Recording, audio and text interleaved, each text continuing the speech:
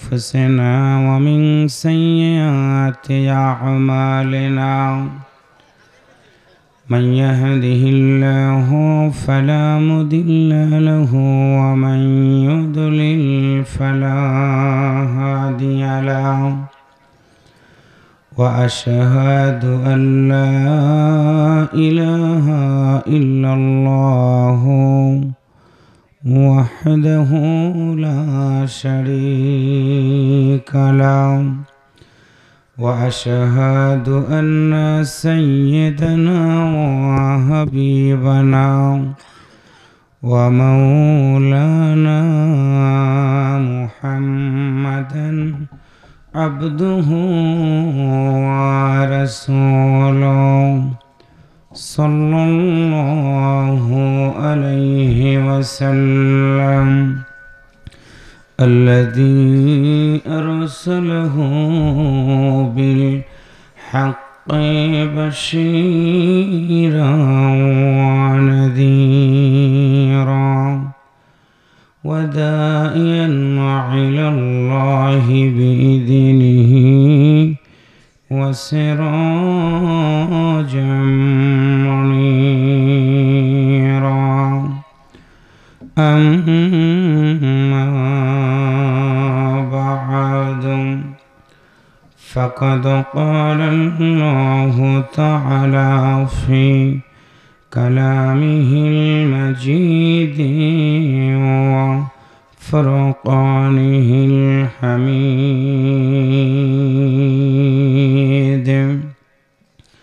সবাই একটু জবান খুলে পড়ুন أعوذ بالله من الشيطان الرجيم بسم الله الرحمن الرحيم إن الذين قالوا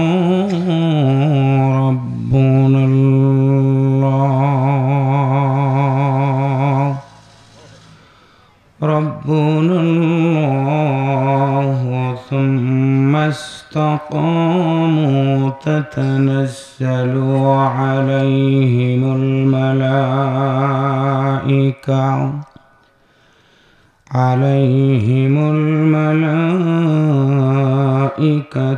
ألا تخافوا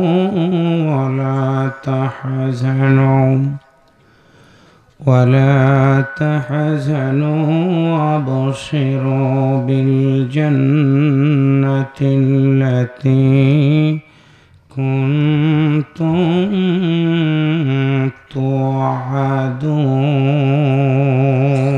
توعدون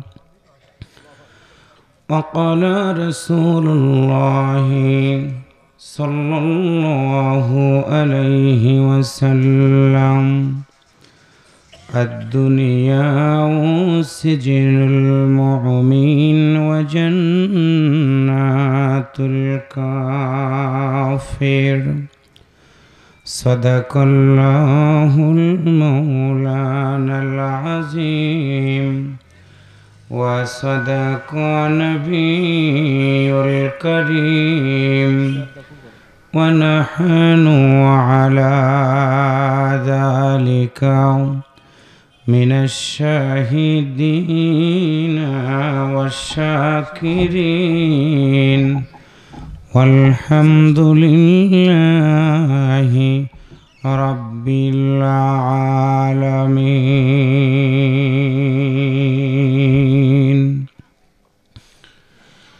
বিশ্ব যখন এগিয়ে চলেছে আমরা পড়েছি পিছে মুসলিম শুধু এগিয়ে আছে ফতোয়া দেয়ার কাজে। যতই করো বাহাদুরি বন্ধ একদিন যাবে মরে পৃথিবীর মানুষ নিষ্ঠুর হইয়া রাখবে তোমায় আধার ঘরে শান্তি যদি পাও গো বন্ধ ওই না জগতে দিন থাকিতে এসে বস মৌলার কোরআনের মাহফিলে হামদ হাই সব তেরি জাতি কিবরিয়া কে ওয়াস্তে और दर्द नाते खत्मुल अंबिया के वास्ते अल्लाहुम्मा सल्लि अला मुहम्मद व अला आलि मुहम्मद कमा सल्लैता अला इब्राहिम व अला आलि इब्राहिम إنك حميد اللهم بارك على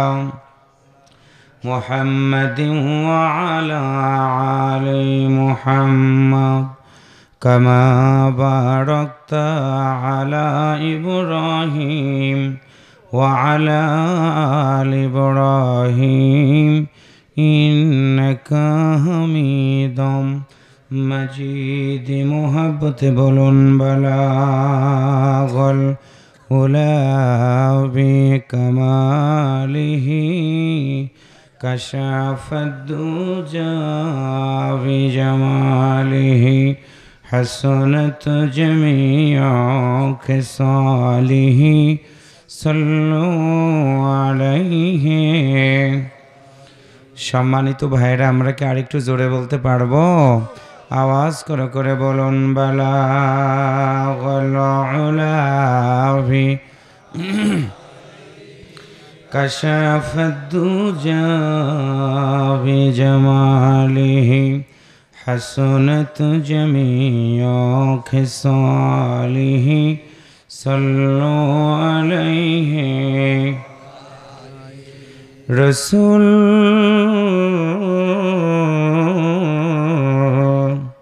আমরা সবাই তোমারই নামে পাগল। মারহাবা। একটু আওয়াজ করে বলুন, মুসলমানের মতো আওয়াজ করে বলুন মারহাবা। রসুল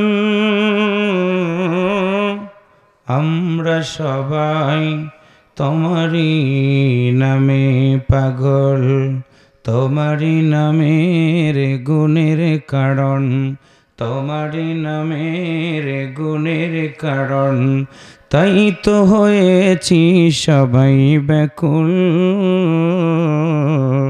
তোমারই নামে সবাই পাগল। বালাগল উলা বিকামালিহি কাশাফদ্দুজা বিজামালিহি हसनत जमीअ खिसालिही सल्लु अलैहि। চুয়াডাঙ্গা জেলাধীন আলমডাঙ্গা থানার অন্তর্গত রামচন্দ্রপুর গ্রামবাসীর উদ্যোগে প্রথম বাৎসরিক তাফসিরুল কোরআন মাহফিলের সম্মানিত শ্রদ্ধাভাজন সভাপতি, অত্র এলাকার কৃতি সন্তান বিশিষ্ট আলেমে দ্বীন জনাব হযরত মাওলানা দেলোয়ার হোসেন সাহেব, ইমাম রামচন্দ্রপুর জামে মসজিদ, বারাকাল্লাহু ফি হায়াতি। আমরা একটু আওয়াজ করে বলি আমিন, আর একবার বলি। আজকের মাহফিলে প্রধান অতিথি হিসেবে একটু আগেই চমৎকার বক্তব্য দিয়ে ধন্য করেছেন অত্র ইউনিয়নের সম্মানিত চেয়ারম্যান, জননন্দিত রাজনীতিবিদ, গণমানুষের প্রিয় নেতা জনাব অ্যাডভোকেট আব্দুল হালিম মণ্ডল মহোদয়, সম্মানিত বিশেষ অতিথিবৃন্দ, একটু আগেই বক্তব্য শুনিয়ে ধন্য করেছেন আমার একান্ত প্রিয় আদরের অনলবর্ষী বাগ্নী উদীয়মান তরুণ বক্তা হাফেজ মাওলানা মুস্তাকিম বিল্লাহ মাসুম সাহেব। তার আগে কথা শুনিয়েছেন প্রিয় ভাই জনাব মাওলানা মুফতি আজিজুল ইসলাম সাহেব সহ অন্যান্য হজরত ওলামায়ে ইকরামগণ। সুযোগ্য উপস্থাপক মঞ্চের ডান পাশে বাম পাশে বসা আমার ওস্তাদ সমতুল্য হজরত ওলামায়ে ইকরাম, শ্রদ্ধাভাজন মুরব্বীগণ, প্রাণপ্রিয় যুবক ভাইয়েরা, প্রশাসনের দায়িত্বে নিয়োজিত আছেন আলমডাঙ্গা থানার সম্মানিত পুলিশ কর্মকর্তা ভাইয়েরা, সম্মানিত সুধী মণ্ডলী, বিভিন্ন রাজনৈতিক দলের নেতৃবৃন্দ, ইসলামী আন্দোলনের বিভিন্ন পর্যায়ের দায়িত্বশীল ভাইয়েরা, এই মাহফিলটার সম্মানিত আয়োজক বৃন্দ, অত্র বাজারের ব্যবসায়ী ভাইয়েরা, পর্দার আড়ালে সম্মানিতা শ্রদ্ধেয়া মা এবং বোনেরা, আজকের এই গ্রামবাসী কর্তৃক মানুষ মরে যাওয়ার পর রোহের মাগফিরাতের জন্য এই তাফসিরুল কোরআন মাহফিলের বসার যে আল্লাহ তাআলা সুযোগ করে দিয়েছেন, আলোচনার শুরুতে আপনাদেরকে আবার আন্তরিক অভিনন্দন, মোবারকবাদ এবং ভালোবাসা মিশ্রিত সালাম জানাচ্ছি। আসসালামু আলাইকুম ওয়া রাহমাতুল্লাহ। আল্লাহর দরবারে শুকরিয়া আদায় করছি যার একান্ত মেহেরবানিতে রামচন্দ্রপুর, রাম তারপরে চন্দ্র তারপরে পুর, তার মানে 3টা গ্রাম, একটা হচ্ছে রাম তারপরে চন্দ্র তারপরে পুর, যাকে বলা হয় রামচন্দ্রপুর। আল্লাহু আকবার বলেন না কেন? আল্লাহু আকবার বলেন। রামচন্দ্রপুর গ্রামবাসীর এই উদ্যোগে মাহফিলের আয়োজন করলো, আর আমরা যারা বিভিন্ন জায়গা থেকে গাড়িতে করে হেঁটে এখানে আসলাম, বসলাম, সবাই একটু বলেন তো আমাদের এইখানে বসার সুযোগ করে দিয়েছেন কে? অন্তর থেকে বলেন কে? আমরা সে আল্লাহর দরবারে শুকরিয়া আদায় করার জন্য আওয়াজ করে বলি আলহামদুলিল্লাহ। সবাই মোহাব্বতে বলি আলহামদুলিল্লাহ। রব্বানা লাকাল হামদ হামদান কাসীরান তাইয়্যিবান মুবারাকান ফীহি।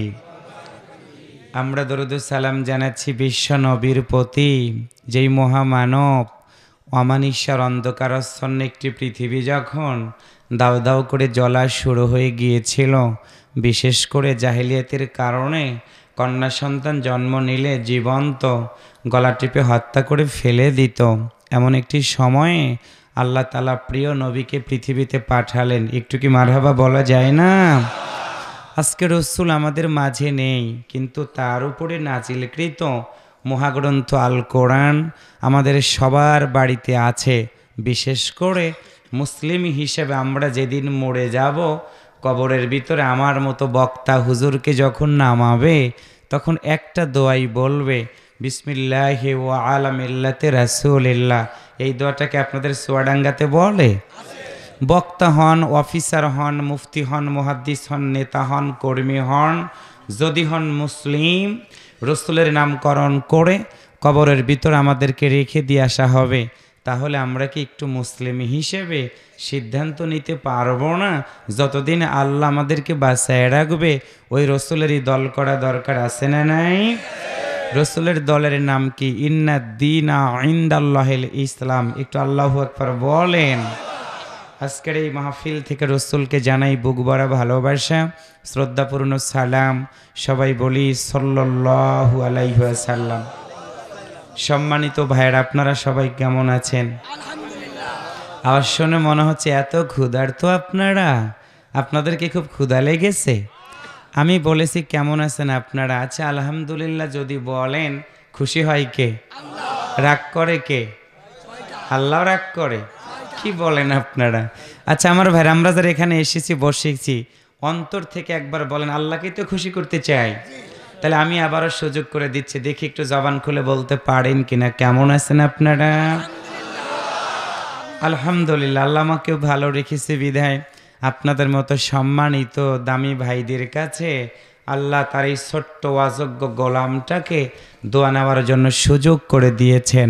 তো আমি শুরুতেই ধন্যবাদ জানাচ্ছি মাহফিলের আয়োজক বৃন্দকে, আপনাদের মতো সম্মানিত মানুষগুলোকে, এবং প্রশাসনের ভাইয়েরা যারা কষ্ট করে রাতের মধ্যে প্রচণ্ড ঠান্ডাকে উপেক্ষা করে নিরাপত্তা দেওয়ার জন্য আমাদের পাশে বসে আছেন, আমি সেই সকল ভাইদের সহ সবাইকে আন্তরিক ধন্যবাদ জানিয়ে আল্লাহর কোরআন থেকে যদি কিছু কথা আমি বলি আপনাদের কষ্ট হবে না তো ভাইয়েরা? প্রিয় বন্ধুগণ, আমি আজকে আপনাদের সামনে আল্লাহর কোরআনুল কারিম থেকে গুরুত্বপূর্ণ একটি সূরা হামিমা সেজদা থেকে একটি আয়াত তেলাওয়াত করেছি। আমি বিগত 2 বৎসর আপনাদের এই পাশের অঞ্চল নতিডাঙ্গা হাফিজে মাদ্রাসায় প্রোগ্রাম করে দিয়েছি। এই আলমডাঙ্গা থানায় এটা হচ্ছে আমার 3য়তম প্রোগ্রাম। আপনাদের অভিজ্ঞতা হয়ে গেছে যে আমি এক একটা প্রোগ্রামে গিয়ে এক একটা সাবজেক্ট ভিত্তিক কথা শুনিয়ে থাকি। ঠিক আজকের এই প্রোগ্রামকে কেন্দ্র করে যেহেতু রাম দিয়ে শুরু, রাম আছে, চন্দ্র আছে, পুর আছে, হিন্দু আছে, বৌদ্ধ আছে, খ্রিস্টান আছে, নাসারা আছে, আওয়ামী লীগ আছে, বিএনপি আছে, জামাত আছে, তবলিগ আছে, হানাফি আছে, সাফি আছে, হাম্বলি আছে, মালিকি আছে, পুলিশ আছে, র্যাব আছে, সিতে আছে, কোবরা আছে, চৌকিদার আছে, সবাই মানুষগুলোর একটি মিলন মেলা। সুতরাং আলোচনাটা হবে সর্বদলীয়। অসুবিধা হবে কি ভাইরা? কারণ আল্লাহর কোরআন কিন্তু মুসলমানদের জন্য আল্লাহ সৃষ্টি করে দেয়নি। এই কোরআনটা হচ্ছে হুদাল্লিন নাস, সকল মানুষের জন্য হেদায়েত। একটু কি সুবহানাল্লাহ বলা যায় না? যার কারণেই আমি আজকে সূরা হামিমা সেজদা থেকে একটি আয়াত তেলাওয়াত করেছি। সব দলের ভাইদের জন্য একটি নতুন একটি টপিকস নিয়ে কথা শোনাবো। যদি মন দিয়ে অন্তর দিয়ে আলোচনাটা শোনেন তাহলে জীবন পরিবর্তন হওয়ার জন্য আজকের আলোচনাটাই যথেষ্ট। আর যদি ভুল ধরার নিয়েতে আলোচনা শোনেন তাহলে আপনার যত আমল আছে সবগুলো বরবাদ হয়ে যাবে। কারণ আপনি অন্যের যদি ভালো চান আল্লাহ আপনাকে ভালো করে দেবে, অন্যের মঙ্গল চাবেন আল্লাহ আপনাকে মঙ্গল করে দেবে, অন্যের দোষ গোপন রাখবেন আপনি, আল্লাহ আপনার দোষটাকে গোপন রাখবে। এই জন্য কি একটু সুবহানাল্লাহ বলা যায় না? সূরা হামিমা সেজদা মোট আয়াত সংখ্যা হচ্ছে 54, মোট রুকু সংখ্যা 6। সেখানকার 3 নম্বর রুকুর 30 নম্বর আয়াত। সূরাটি নাজিল হয়েছিল মক্কায়। বিশ্বনবী সাল্লাল্লাহু আলাইহি ওয়াসাল্লামের মাক্কি জিন্দেগিতে এই সূরাটি নাজিল হয়। যখন নাজিল হচ্ছিল সূরাগুলো ওই সময় আরবের লোকেরা বিশ্বনবী তথা নবীর লোকদেরকে ধরলেন, মারলেন, দুনিয়া থেকে বিদায় করার তারা দীপ্ত চ্যালেঞ্জ দিয়ে বলল, আব্দুল্লাহর বেটা, আমরা তো মূর্তি পূজা করি, পুতুল পূজা করি, আগুনের পূজা করি। বিশেষ করে আমাদের একটা সুবিধা, সেটা হলো কন্যা সন্তান জন্ম নিলে আমরা জীবন্ত গলা টিপে হত্যা করে দেই। লাত, মানাত, উজ্জার আমরা পূজা করে থাকি। এখন তুমি নতুন করে কোরআনের কথাগুলো বলতেছো, অসুবিধা নাই, তুমি বলো, তবে প্রস্তুতি রেখো, আমরা যে কোনো সময় তোমাকে ধরবো, তোমাকে মারবো। সুযোগ যদি পাই, একবার যদি ভাগে ফেলাইতে পারি, তুমি সহ তোমার দলের সকল নেতৃবৃন্দকে দুনিয়া থেকে বিদায় করে দিব। এই কথাগুলো তারা ঘোষণা দিয়ে আল্লাহ রসুলের সাহাবীদেরকে, আদরের সাহাবীদেরকে একটা করে ধরতে থাকলো, একটা করে মারতে থাকলো। সাহাবীরা এসে রসুলের কাছে চোখের পানি ছেড়ে দিয়া বলল, ইয়া রাসূল আল্লাহ, আমরা তো হিন্দু ছিলাম, বৌদ্ধ ছিলাম, খ্রিস্টান ছিলাম, নাসারা ছিলাম, অমুসলিম ছিলাম, এক কথায় আপনার কাছে আসলাম, কালেমা পড়লাম, মুসলমান হয়ে গেলাম। এই অপরাধে আজকে আমাদের বেঁচে থাকা কঠিন হয়ে গেল। সংসার বন্ধ হয়ে যাচ্ছে, চাকরি চলে যাচ্ছে, ব্যবসা বন্ধ হয়ে যাচ্ছে, বাড়িঘরগুলোকে জ্বালিয়ে পুড়িয়ে ছারখার করে দিচ্ছে। হুজুর, আপনি কি বলবেন না এর হাত থেকে আমাদের পরিত্রাণ পাওয়ার কি উপায়? বিশ্বনবী চিন্তার মধ্যে পড়ে গেলেন। আল্লাহ তাআলা রসুলের মনের কথাটা বুঝলেন। জিবরাইল আমিনকে ডাক দিয়ে বললেন, জিবরাইল আমিন, যেই বন্ধুর কারণে আমি সব বানাইলাম, আমার সেই বন্ধুর মনটা খারাপ, তার দলের লোকদেরকে ধরা হচ্ছে, মারা হচ্ছে, দুনিয়া থেকে বিদায় করে দেওয়া হচ্ছে, আমার বন্ধু বড় অসহায় হয়ে গেছে।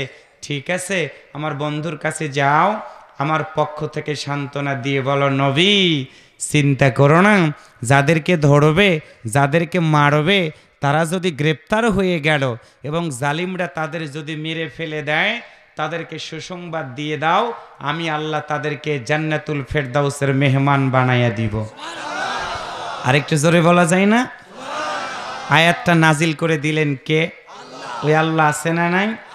কি আয়াত দেখেন, কি চমৎকার কথা। কোরআনুল কারীমের ভিতরে কথা আছে দুই রকম হুজুর, তাই না? এক জায়গায় আছে সব মানুষকে নিয়ে, যেইখানে হিন্দু বৌদ্ধ খ্রিস্টান নাসারা সবাইকে নিয়ে, আর এক জায়গায় আছে শুধু ইমানদারদেরকে নিয়ে। আজকের আলোচ্য আয়াতটা হলো শুধুমাত্র ইমানদারদেরকে নিয়ে। আমরা যারা এখানে এসেছি বসেছি, আওয়াজ করে বলুন তো আমাদের ঈমান আছে না নাই? অন্তর থেকে বলুন ঈমান আছে না নাই? ঈমান আছে বিদায় এখানে বসে আছি, কথা ঠিক না ভাইরাম? তাহলে আলোচ্য আয়াতে আল্লাহ দেখে আমাদের জন্য কিসের সংবাদ দিলেন? আল্লাহ বলেন রসুল তুমি বলো ইন্না, নিশ্চয়, ইন্না, আন্না, কান্না, লাকিন্না, লাইতা, লা, আল্লাহ গ্রামাটিক্যাল শব্দ, মাস্ট বি শিওর, অবশ্যই। আল্লাহ বললেন ইন্না, নিশ্চয়, আল্লাহ দিনা, যারা, অলু, বলে, রব্বুন আল্লাহ, তাদের রব হচ্ছে আল্লাহ। সব দলের ভাইয়েরা একটু আওয়াজ করে কি বলা যাবে না আমাদের রব কে? সবাই বলেন কে? আল্লাহ বললেন হে নবী, যারা এই কথাটা বলল, শুধু বললই না, সুম্মা, অতঃপর, ইস্তাকামু, অটল থাকলো, ধীর থাকলো, আল্লাহ বলেন তাতানাজ্জালু, আমি নাজিল করব, আলাইহিম, তাদের উপরে। সুবহানাল্লাহ বলতে ইচ্ছা করে না? তাদের উপরে কি করব? আমি নাজিল করব কি? মালাইকাতুন, বহু ফেরেশতা, একটা না দুইটা না, বহু ফেরেশতা। তারা এসে কি বলবে? আল্লাহ তাখাফু, তোমরা ভয় পেও না, ওয়ালা তাহজানু, চিন্তা করো না। কি চমৎকার কথা! তোমরা ভয় করো না, চিন্তা করো না, ওয়াবশিরু, সুসংবাদ গ্রহণ করো, বিল জান্নাত, ওই জান্নাতের, আল্লাতি কুনতুম তুআদুন, যেই জান্নাতের ওয়াদা আল্লাহ তাআলা দিয়েছেন। এবার একটু সুবহানাল্লাহ জোরে বলা দরকার। আচ্ছা বলেন তো, আল্লাহর কোনো ওয়াদা মিস হয়? পরিবর্তন হয়? মিস হয় আমাদের ওয়াদা? ওয়াজের মাহফিলের ডেট দিয়ে আমরা আসি না, কথা ঠিক না ভাইয়েরা? মিস হয় আমাদের রাজনৈতিক নেতাদের ওয়াদা, ক্ষমতায় যাওয়ার আগে সব ভাঙ্গা রাস্তা আমরা ভালো করে দিব, কিন্তু ক্ষমতায় যাওয়ার পরে কিছু কিছু ভালো রাস্তা আমরা খারাপ করে দেই, আসি না নাই? তার মানে হল আমরা পৃথিবীর মানুষ 100% ওয়াদা কোনোটাই পূরণ করতে পারবো না। একমাত্র 100% ওয়াদা পূরণ করতে পারবেন যিনি, তিনি আমার রব, তিনি আমার আল্লাহ। আল্লাহু আকবার বলা দরকার। তাহলে আমরা সব দলের ভাইয়েরা আজকে সবাই সিদ্ধান্ত দিয়ে বললাম, যতদিন পর্যন্ত আল্লাহ আমাদেরকে বাঁচায় রাখবে, রব হিসেবে আমরা মানব কাকে? আরেকটু জোরে বলেন কাকে? কোন সূরা? হামিমাস সেজদা। কোন সূরা? 30 নম্বর আয়াত। কত নম্বর আয়াত? এবার একটু আসি, রবকে যে মানব, রব সম্পর্কে একটু জানা দরকার আছে না নাই? চেয়ারম্যান ভাই বক্তব্য দিয়ে গেলেন, তিনি একজন চেয়ারম্যান, তিনি একজন অ্যাডভোকেট, তিনি জনপ্রতিনিধি। ওনার টার্গেট হলো এই ইউনিয়নটাকে তিনি সন্ত্রাস মুক্ত করবেন, জঙ্গিবাদ মুক্ত করবেন, মাদক মুক্ত করবেন, বাল্য বিবাহ মুক্ত করবেন। এটা হচ্ছে চেয়ারম্যান ভাইয়ের টার্গেট। গণপ্রজাতন্ত্রী বাংলাদেশ সরকারেরও টার্গেট কি? সন্ত্রাস মুক্ত করবেন, জঙ্গিবাদ মুক্ত করবেন, মাদক মুক্ত করবেন, বাল্য বিবাহ মুক্ত সমাজ গঠন করে সোনালী সূর্য উদয় হওয়ার মতো একটি সুখী সমৃদ্ধশালী দেশ তৈরি করার জন্য তারা প্রাণপণ চেষ্টা করছে। আলমডাঙ্গা থানার পুলিশ ভাইদের টার্গেট কি? এই এলাকায় কোনো চোর থাকবে না, বদমাইশ থাকবে না, রাহাজানি থাকবে না, ডাকাত থাকবে না, ছিনতাইকারী থাকবে না, সন্ত্রাস থাকবে না, জঙ্গিবাদ থাকবে না, মাদক থাকবে না। এই জন্য তাদের সকাল থেকে সন্ধ্যা, সন্ধ্যা থেকে আবার সকাল পর্যন্ত একই মিশন এবং ভীষণ।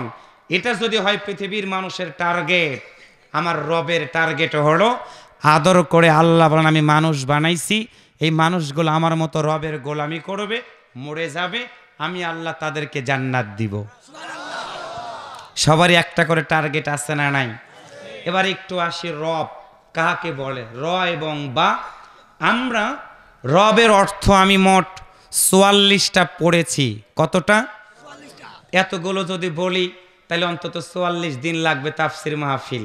একদিন যেহেতু আমি খুব সংক্ষেপ করে ৪ থেকে ৫টা অর্থ আজকে বলে দিব যেগুলো আমাদের প্রয়োজন হয়।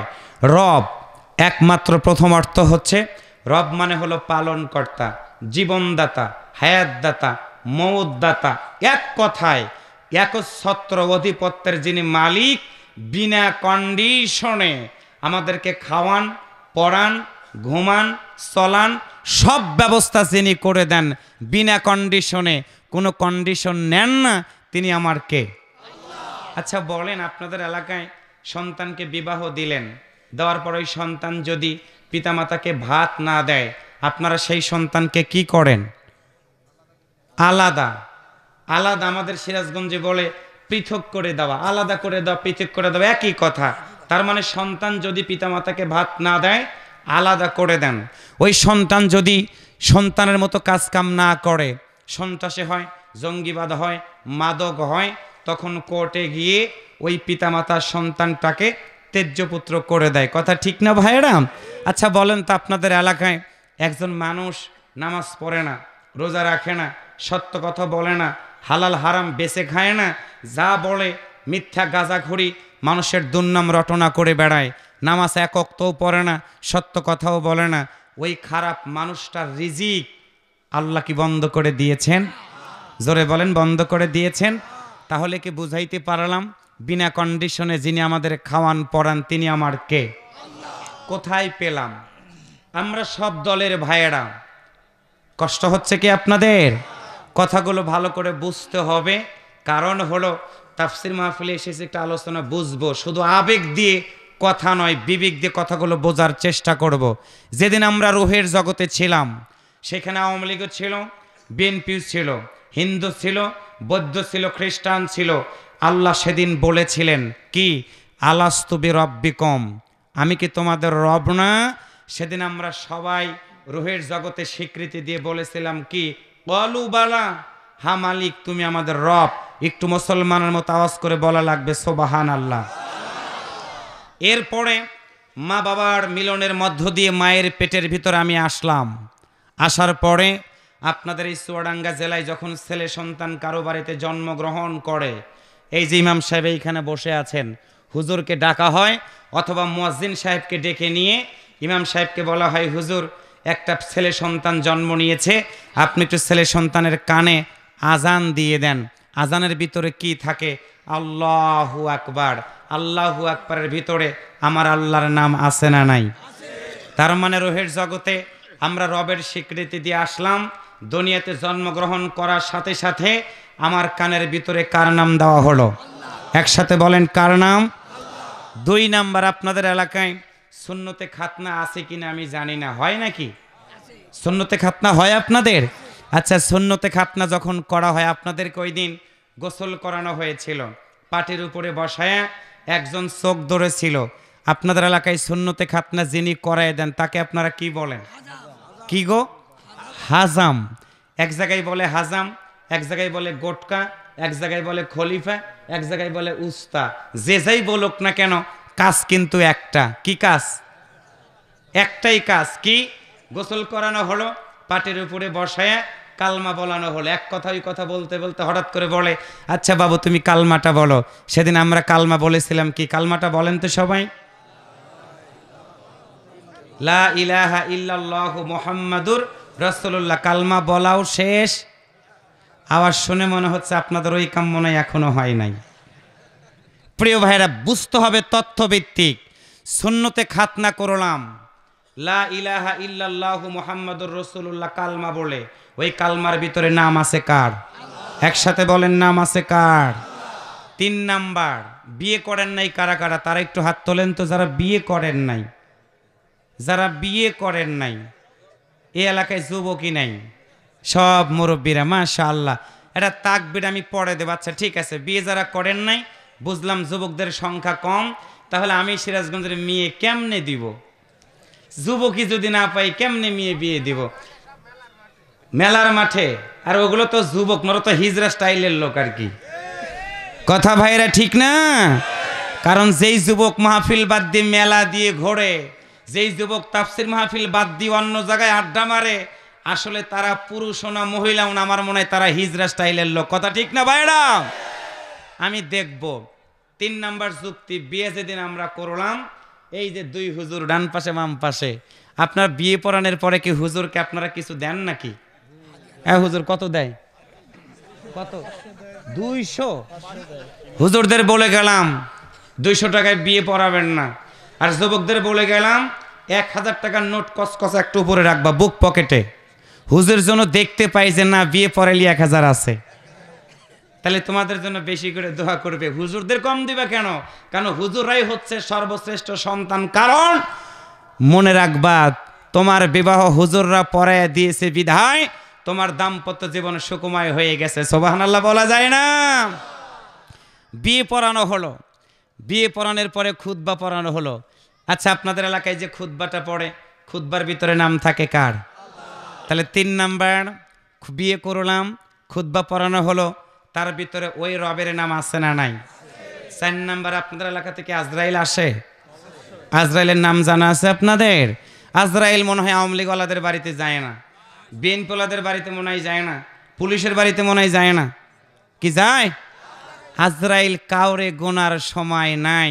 আজরাইল যখন গেল, রুহ কবজ হয়ে গেল, রাকিবুল ইসলাম মোহাম্মদ, রাকিবুল ইসলাম মোহাম্মদ আব্দুল হালিম, মোহাম্মদটা কেটে নেওয়া হলো। রুহ বের হওয়ার সঙ্গে সঙ্গে মোহাম্মদটা কেটে দিয়ে মরহুম শব্দটা লাগাই দেওয়া হলো, কবরের ভিতরে নামানো হলো। নেতা কর্মী সবাই দেখার জন্য হাজির হয়ে গেল। কবরের ভিতরে লাশ নামানো হলো। পৃথিবীর কোনো মানুষের নামকরণ করা হলো না। কবর দেওয়ার সময় বলা হলো, ও নেতা, ও কর্মী, ও অফিসার, ও বক্তা, কবরের ভিতরে নামানো হলো, এখন অপেক্ষা করো, একটু পরেই তোমার কবরের প্রশ্ন শুরু হয়ে যাবে। কি প্রশ্ন? মান রব্বুকা, বলো তোমার রব কে? তাহলে খুশির বিষয় হলো, আজকে যারা মাহফিলে এসেছেন, বসেছেন, রবের কথা শুনবেন, রবের আমল করবেন, মরে যাবেন, প্রশ্ন করবে মান রব্বুকা, বলো তোমার রবকে। প্রশ্ন করা মাত্র আপনার মুখ দিয়ে বের হয়ে যাবে রব্বি আল্লাহ।